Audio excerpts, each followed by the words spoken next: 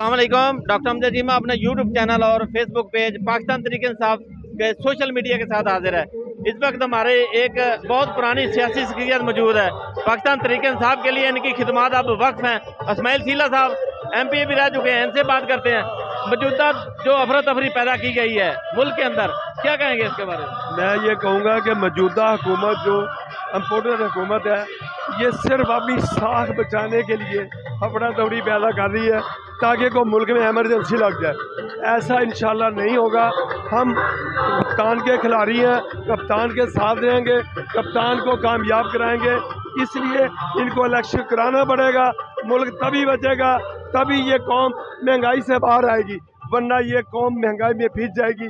मौजूदा हुकूमत को इससे कोई फर्क नहीं पड़ेगा, मगर गरीब आदमी पिस जाएगा। हम ये नहीं चाहते। पिस रहा है, पिस रहा है। गुजारिश ये है कि मेरी सोशल मीडिया के जरिए ये अपील है तमाम पाकिस्तान PTI के कारकुनों के कि अब बाहर निकलें। आज वक्त है।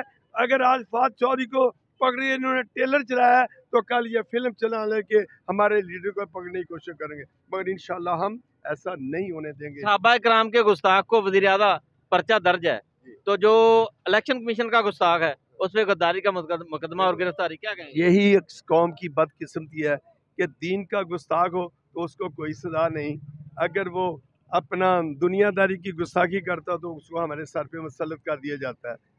दीन के गुस्ताख को ना अल्लाह माफ़ करेगा, ना ये कौम माफ़ करेगी, ना पाकिस्तान का कोई मुसलमान बच्चा माफ़ करेगा। मेरी ये दुआ है कि अल्लाह पाक पाकिस्तान की हिफाजत फरमाना। पाकिस्तान है तो हम हैं, पाकिस्तान है तो हुकूमत है, पाकिस्तान है तो PTI कामयाब है।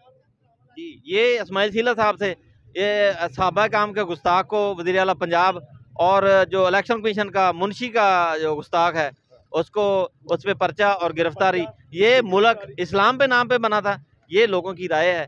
अब आप लोग फैसला करेंगे, नाज़रीन फैसला करेंगे कि हमारे मुल्क में क्या निज़ाम होना चाहिए। अल्लाह हाफ़िज़। बेशक।